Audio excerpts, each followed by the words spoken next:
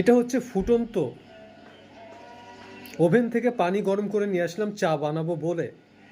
পানিটা কি ফুটছে, কি ফুটন্ত, ভিতরে কতটা তাপ থাকতে পারে যে ওভেন থেকে একটা পানি চা বানানোর জন্য লাল চা যেটা গরম করে নিয়ে আসলে বোঝা যাচ্ছে যেখানে ফটফট ফটফট করে ফুটছে।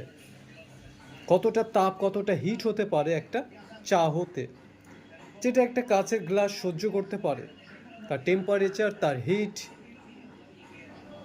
এখন অবশ্য তার ফুটাটা কমে গেছে, তেমন আর ফুটাটা নেই বললেই চলে। এখন আর ফুটাটা নেই যেটা ফুটছিল, টকবক টকবক করে ফুটন্ত। এখন যেটা আছে,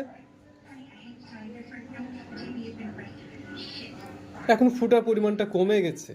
তাহলে কি পরিমাণ ওভেনে তাপ হতে পারলে যেটা তার টাইম লিমিট অনুযায়ী যে পানি টাইপে ফুটতে থাকে, ঠিক চুলার আগুনের মতোই অনেকটা, ভাবতে অবাক মনে হয়। দেখা যাচ্ছে সে ফুটন্ত পানি থেকে কিভাবে চায়ে পরিণত হয়।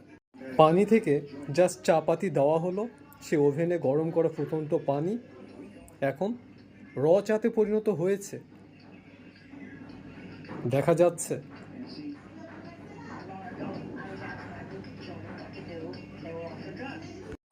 এইটাতে তেমন কোনো বিক্রিয়ার প্রভাব দেখা যাচ্ছে না, সুন্দরভাবে চা হয়ে গেল।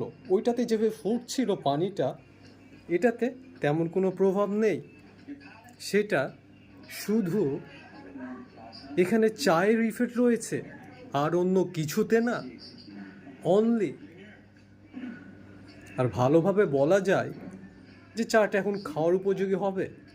এখানে দেখা যাচ্ছে অনায়াসে একটা চা হয়ে যাচ্ছে ওভেনের পানি থেকে, ইজিলি ভাবে করে ফেলা যাচ্ছে এবং সে চাটা খাওয়া যাচ্ছে। চিয়ার্স।